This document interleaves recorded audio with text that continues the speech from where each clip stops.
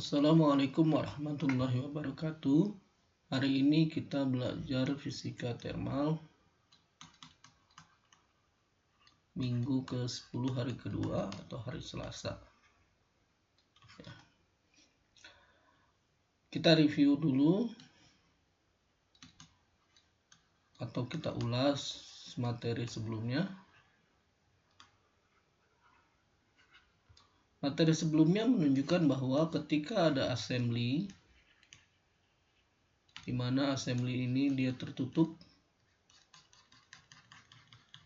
ya, artinya karena tertutup dia terisolasi, ya, sehingga jumlah partikelnya konstan, kemudian energi totalnya juga konstan. Dengan demikian, karena dia energinya konstan, maka tidak ada partikel atau tidak ada perubahan jumlah partikel dan tidak ada terjadi perubahan energi. Kita anggap 0, ya. Salah satu sifat dari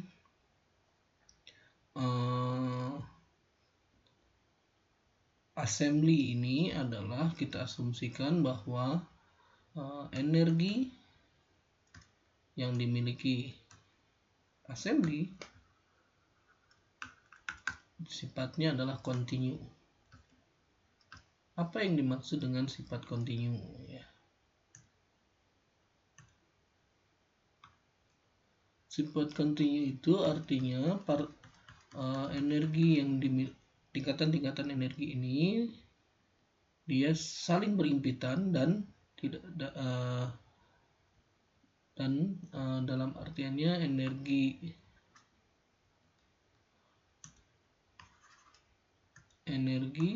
ke I tambah 1 dikurangi energi sebelumnya itu kira-kira akan mendekati 0,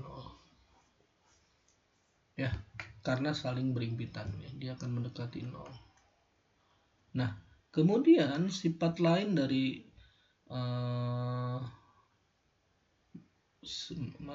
distribusi Maxwell-Boltzmann adalah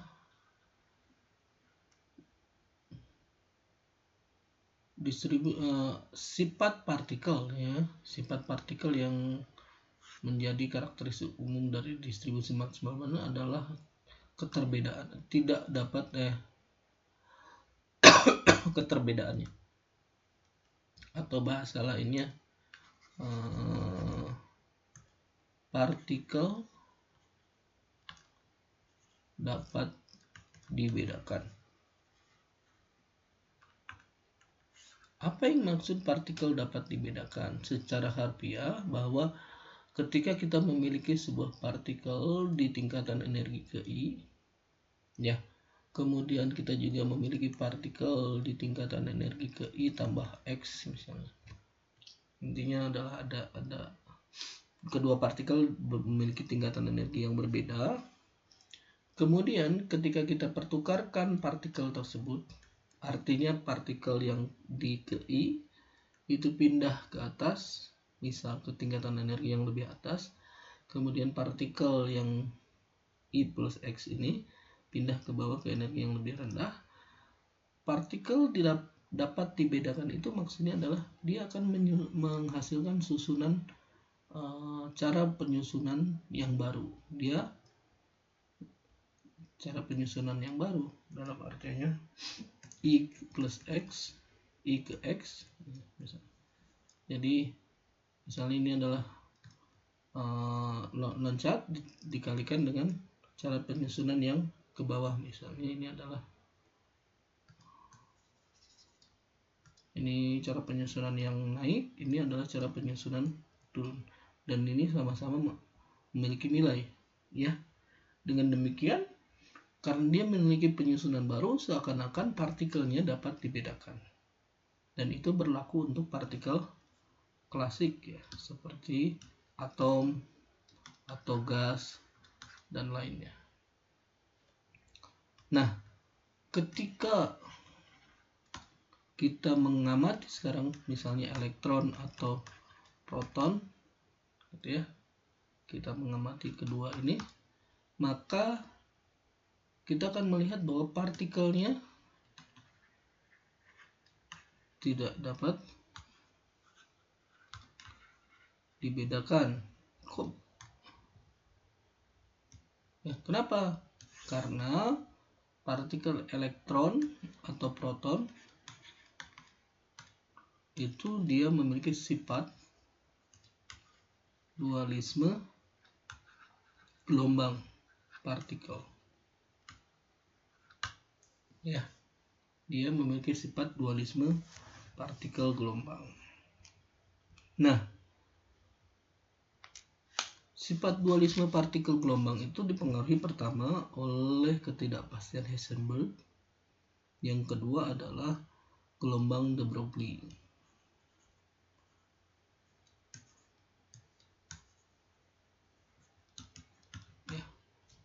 Kita sudah pelajari gelombang de Broglie ini di fisika modern dan di fisika kuantum. Oke. Nah,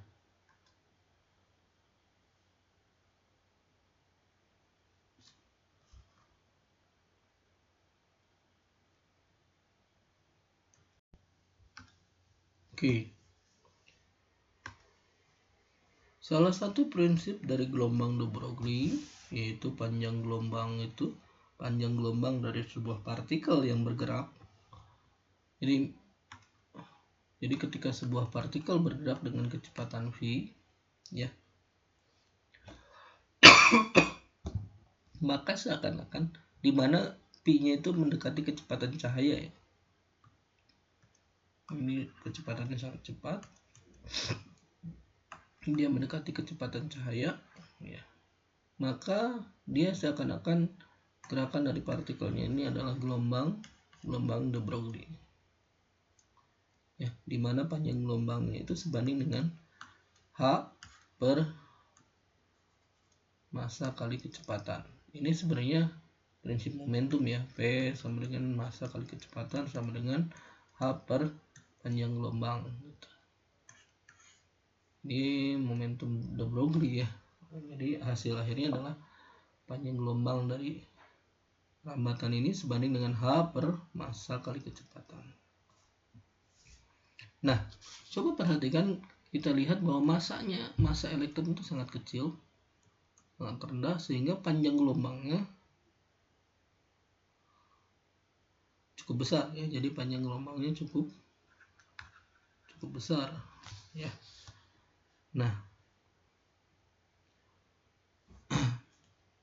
jadi kalau misalnya karena dia memiliki panjang gelombang yang cukup besar, nanti pada akhirnya jika elektronnya cukup banyak, dalam artian terdapat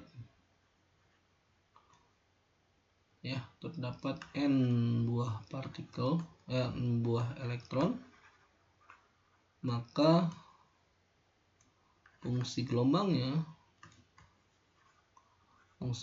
partikel elektron atau partikel itu akan saling berimpitan. Nah, karena dia akan saling berimpitan atau saling tumpang tindih, maka kita tidak bisa membedakan mana partikel A, mana partikel B, atau elektron ke B atau elektron ke C. Oleh sebab itu sekarang kita masuk ke konsep partikel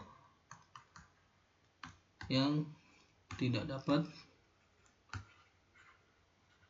dibedakan. Ya.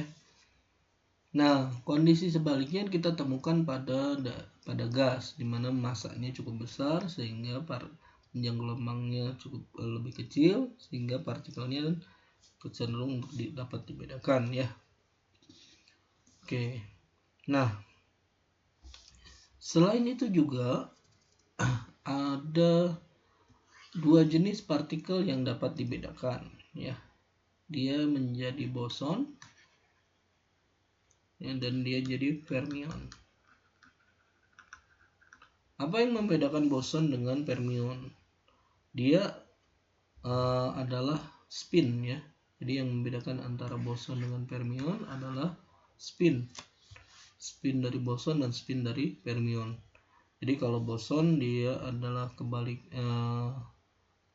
memiliki spin kelipatan H coret atau H/2 ya,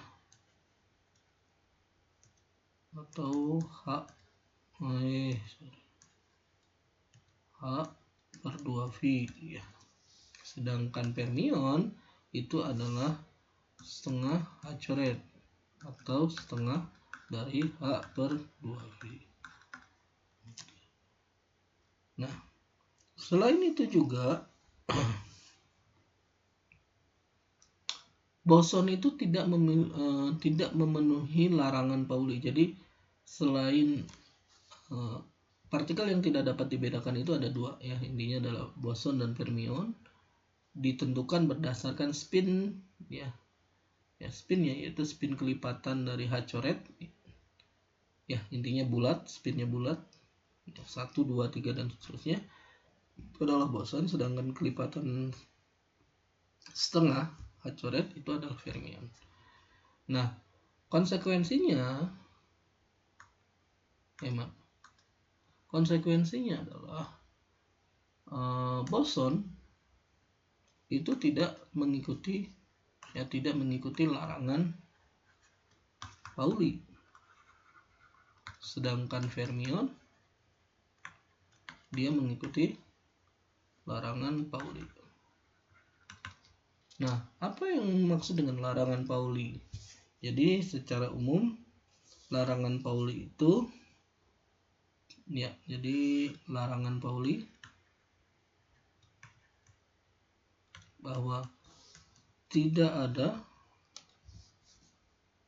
dua partikel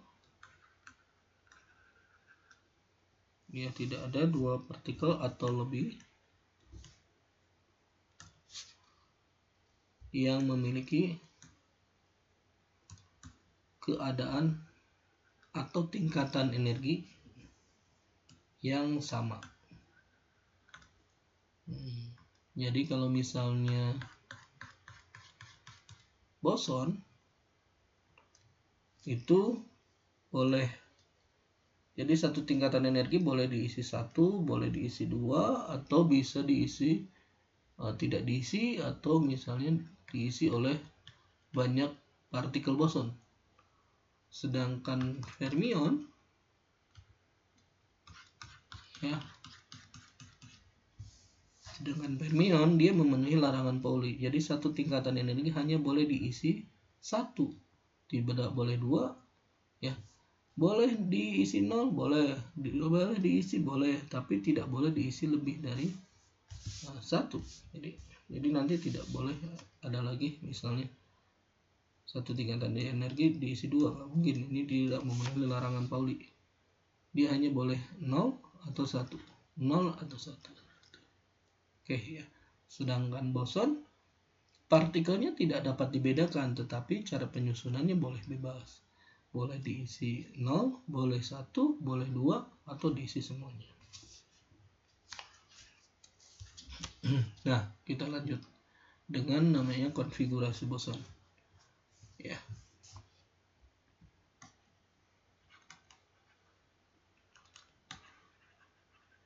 Nah, konfigurasi boson kadang lebih sering disebut sebagai distribusi Bose-Einstein. Ya, atau fisika statistik Bose-Einstein.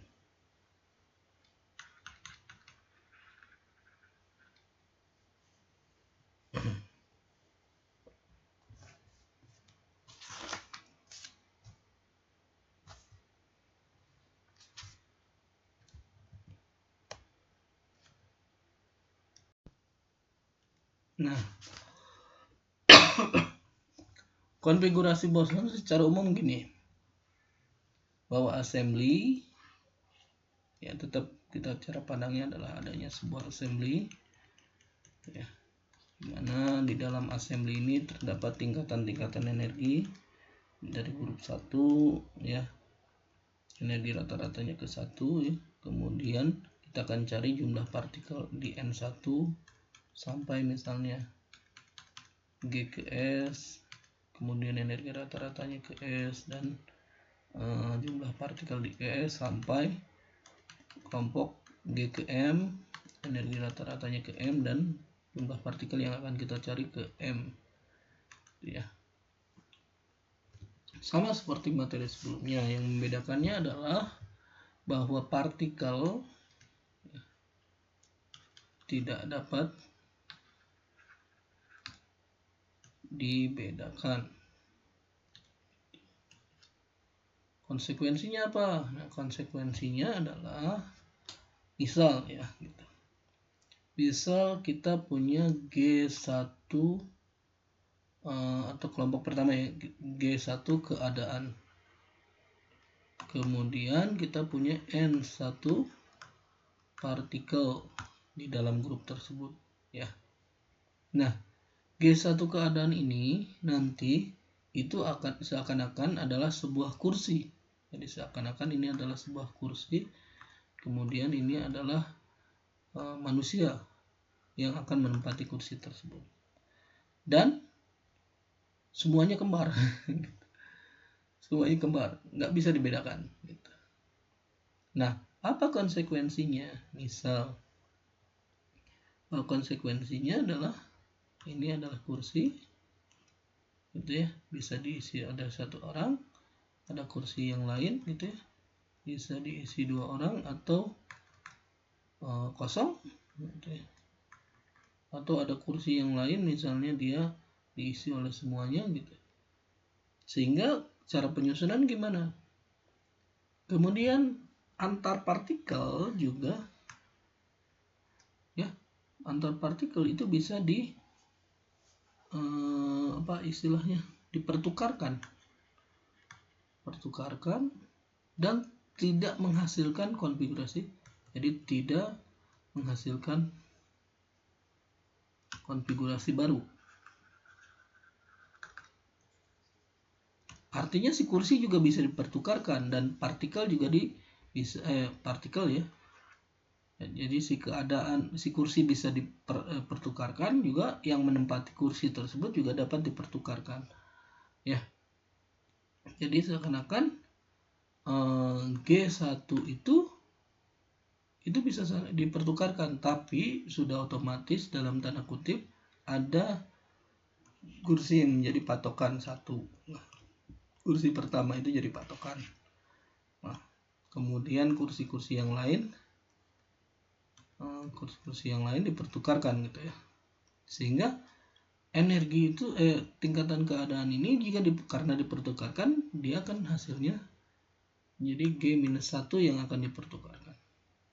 Kemudian selain itu, karena juga yang menempati keadaan ini atau kursi ini juga akan bisa dipertukarkan, maka dia akan menambah jumlah partikel atau jumlah adalah penyusun assembly yang dapat dipertukarkan itu menjadi G1 minus 1. Minus 1 ini menggambarkan posisi kursi yang jadi patokan. Sedangkan partikel itu dapat dipertukarkan juga, sehingga dia akan menambah jadi tambah N1.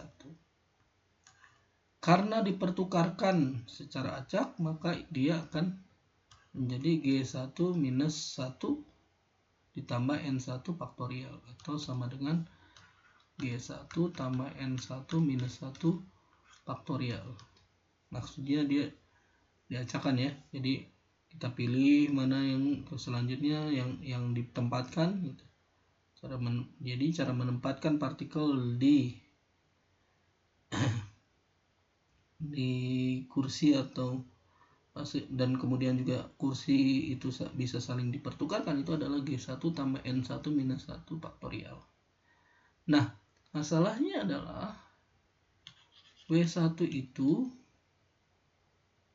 konsekuensi dari partikel yang tidak dapat dibedakan itu adalah bukan hanya G1 tambah N1 minus 1 faktorial, tetapi G1 tambah N1 minus 1 faktorial itu dibagi oleh penyusunnya, ya, dimana penyusunnya tidak dapat kita bedakan, ya.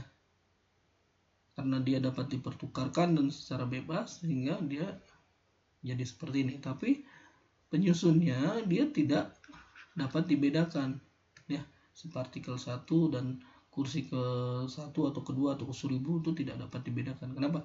Karena dia identik. Maka ini menjadi pembagi. Karena tidak dapat dibedakan, dia menjadi dibagi. Kita memilih partikel 1, kedua, ketiga, dan seterusnya tidak ngaruh sebenarnya ya.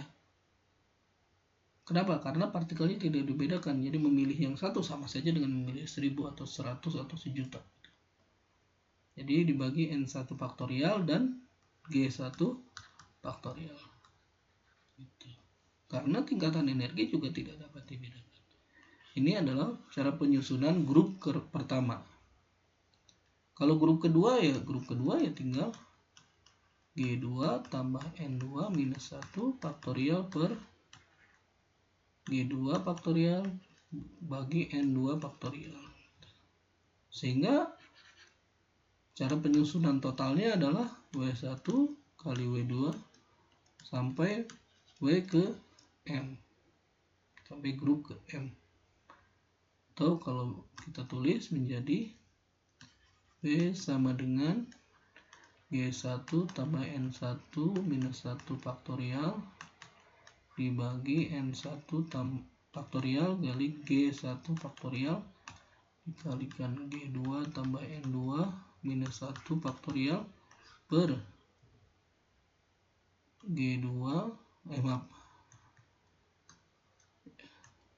bisa sih sebenarnya N2 faktorial tapi G2 faktorial dikalikan G2 faktorial sampai ke G ke M tambah NM minus 1 faktorial kemudian dibagi oleh NM faktorial dibagi G M faktorial ya. Atau bisa kita tulis sederhana menjadi W sama dengan perkalian dari S sama dengan 1 sampai ke M mulai dari GS tambah NS minus 1 faktorial per NS faktorial dibagi GS faktorial. Oke, ini. Jadi ini adalah cara penyusunan totalnya.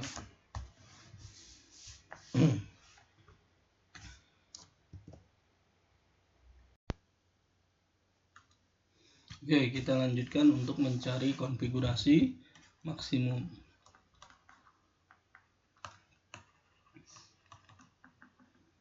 Ya. Nah, konfigurasi maksimum itu didapatkan sama seperti sebelumnya menggunakan pengali Lagrange,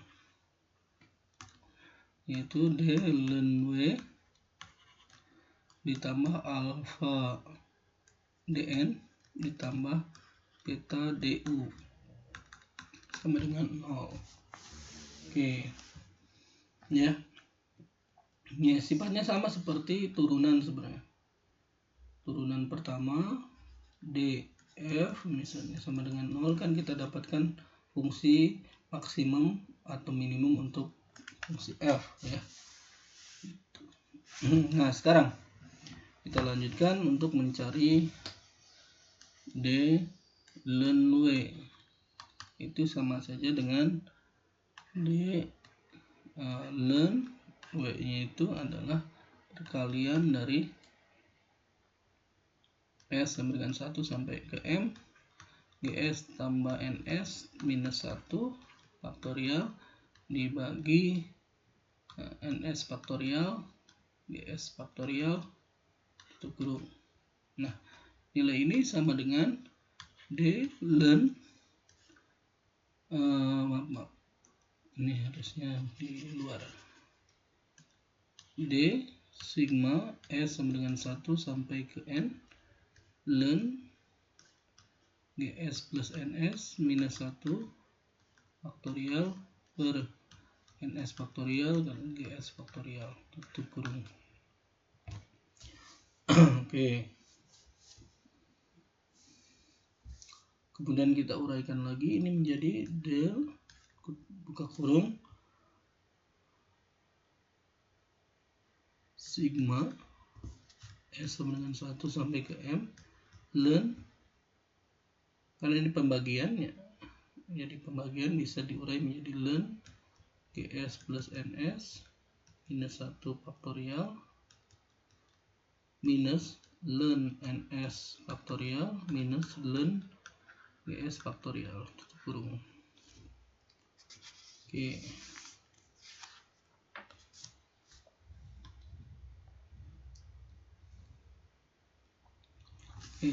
Kemudian karena di sini kan ada ln faktorial ya, ln faktorial dan ln faktorial. Nah, itu dapat diselesaikan dengan persamaan Stirling ya. Persamaan Stirling. Ya, persamaan Stirling itu apa? Bahwa ln NS faktorial itu sama dengan NS kali ln NS minus NS. Itu ya. Ln GS nya gimana? Ln GS berarti GS faktorial sama dengan GS kali ln GS minus GS. Kemudian ln GS tambah NS minus 1 faktorial. Ini adalah GS plus NS minus 1 ln GS minus NS plus NS minus 1 minus GS tambah NS minus 1. Nah, ini adalah persamaan Stirling untuk masing-masing komponen. Kita uraikan, maka D ln W itu sebanding dengan D ya, menjadi GS plus NS minus 1 kali ln GS plus NS minus 1 minus GS plus NS minus 1 kemudian minus NS ln NS plus NS minus GS ln NS ln GS plus GS tutup. Oke. Nah,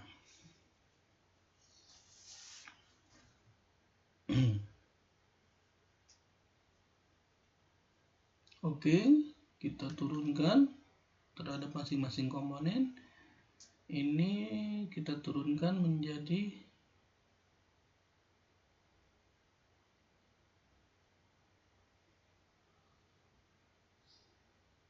DGS. Kita sekarang turunkan ke masing-masing komponen. Ini menjadi D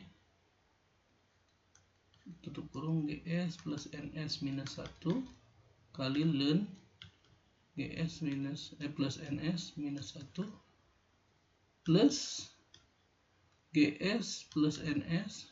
Sekarang D ini del ini atau D ini menurunkan ini, kemudian hasil ini menurunkan ln, itu hasilnya adalah yang ini GS plus NS minus 1 dibagi oleh ini, dibagi GS plus NS minus 1 del GS plus NS minus 1. Oke. Sekarang yang ini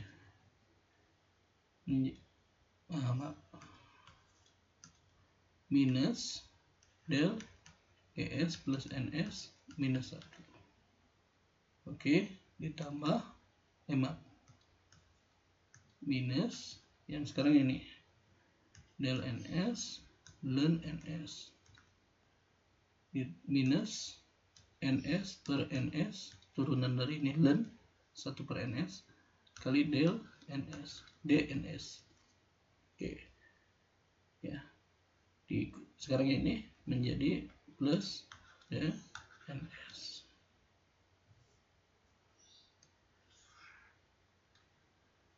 Oke. Sekarang ini udah ya, selesai. Minus DGS ln GS minus GS per GS DGS ya. Oke, ini udah plus DGS. Oke, tutup. Buka, ini kurang tutup. Coba perhatikan unsur ini satu ya, plus 1 D GS plus NS minus 1 dikurangi D GS plus NS minus 1, ini habis berarti. Ini juga NS per NS habis, minus DNS tambah DNS, berarti ini habis. Kemudian GS per GS ini 1, jadi minus 1 DGS ditambah DGS, berarti ini juga habis. Dengan demikian solusi akhirnya adalah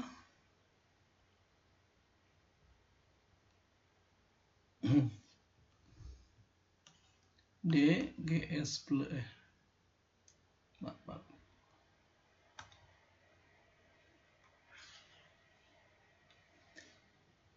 D dan W itu sama dengan D GS plus NS minus 1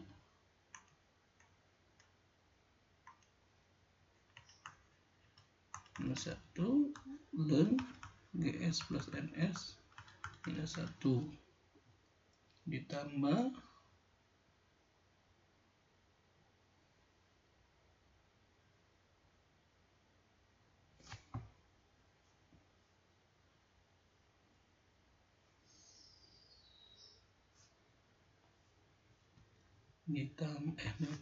sebelumnya itu berarti ini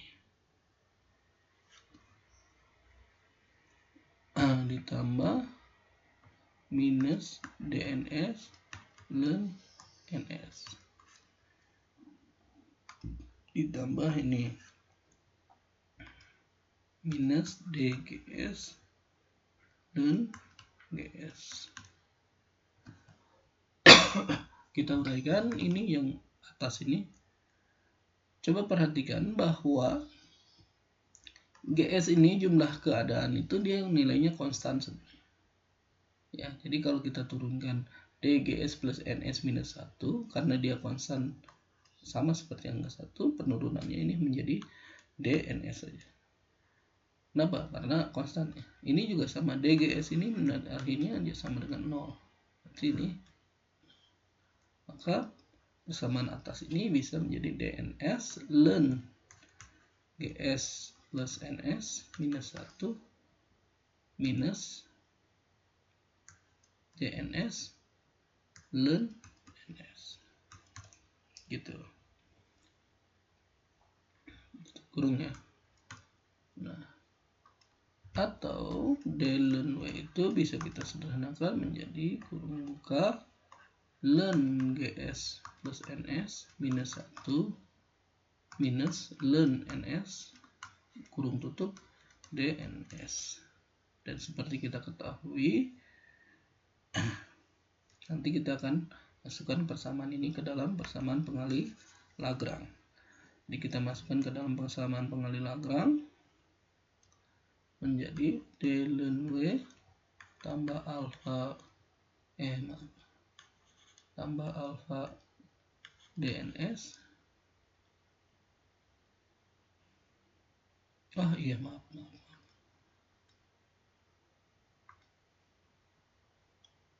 Ini tuh sigma depannya. Sigma S sama dengan 1 sampai ke M. Depannya ini juga sigma S sama dengan 1 sampai ke M. Maka selanjutnya ini juga sigma S sama dengan 1 sampai ke M. Oke, ini juga ada notasi sigma S sama dengan 1 sampai ke M. Ini juga sigma S sama dengan 1 sampai ke M. Oke.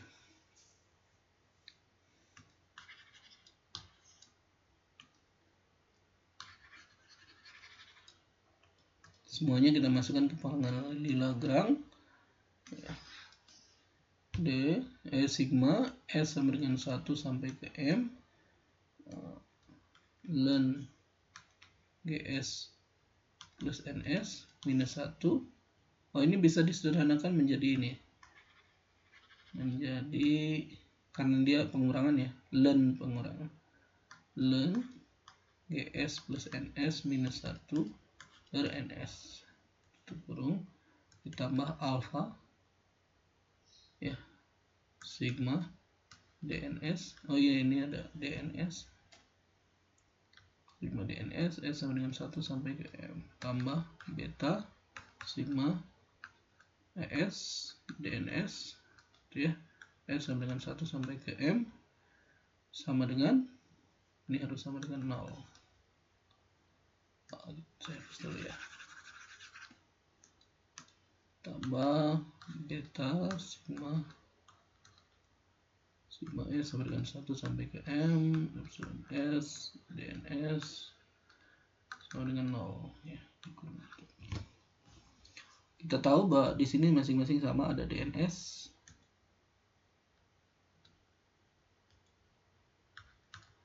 DNS-nya bisa keluar, sigmanya juga sama, hasil akhirnya adalah sigma S sama dengan 1 sampai ke M kurung buka ln GS tambah NS minus 1 per NS tambah alpha tambah beta ES kurung tutup DNS sama dengan 0. Nah, ini kan kita tahu bahwa fluktuasi itu tidak mungkin sama dengan 0. DNS itu tidak mungkin sama dengan 0. Kenapa? Karena partikel dapat berpindah dari satu posisi ke posisi tanpa menghasilkan konfigurasi baru. Ya. Karena tanpa menghasilkan konfigurasi baru sehingga ln GS plus NS minus 1 per NS ditambah alfa tambah beta ES itu sama dengan 0. Coba perhatikan bahwa GS ya kemungkinan lebih besar sama dengan NS dan itu berada di kisaran bilangan Avogadro yaitu sebanding dengan 10 pangkat 23 partikel ya. 10 pangkat 23 partikel ya, karena 10 pangkat 23 partikel maka ketika dikurangi 1 minus 1 itu tidak memiliki efek apapun. Jadi ln bisa disederhanakan menjadi persamaan yang atas ini ya, itu bisa disederhanakan menjadi GS plus NS per NS tambah alfa tambah beta ES sama dengan 0. Sehingga kita bisa dapat GS plus NS per NS sama dengan eksponensial alfa minus beta ES. Ya, ini pindah ruas ke ruas kanan. Kemudian ln-nya diubah menjadi eksponensial. Bukan dieksponensialkan ya, hasilnya seperti ini. Kemudian kita misalnya pindahkan menjadi GS plus NS sama dengan NS eksponensial minus alfa minus beta ES. Kemudian pindah ruaskan semuanya menjadi GS sama dengan NS tambah minus 1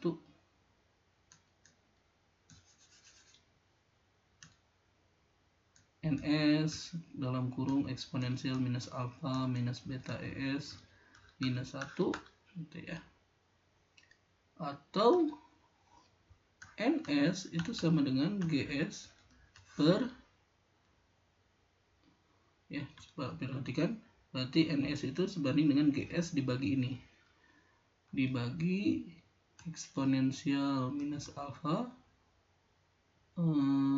plus beta ES minus 1 atau NS sama dengan GS kali eksponensial alfa plus beta S maaf ini minus juga ya. Oke, berarti ini minus juga per 1 minus eksponensial alfa plus beta S.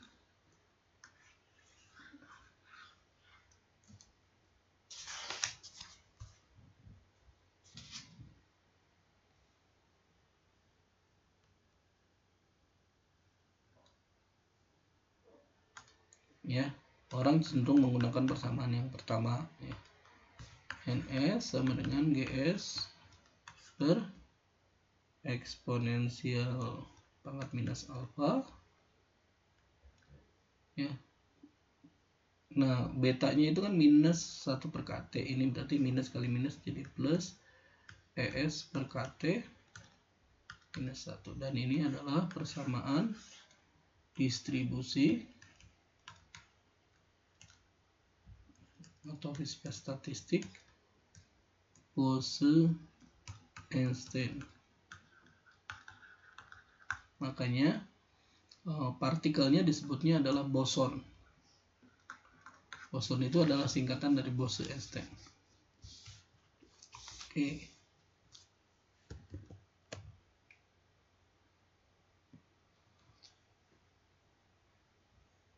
Sekian kuliah kita hari ini. Oh iya, ada materi selanjutnya. Maaf. Nah, dalam beberapa kondisi,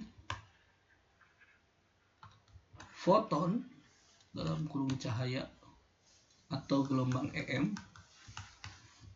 ya, dia adalah partikel. Kita anggap dia sebagai gelombang yang berperilaku seperti partikel ya. Ya.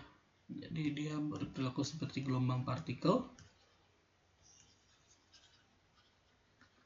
Nah, tetapi karena sifat dari foton ya, sifat dari foton itu dia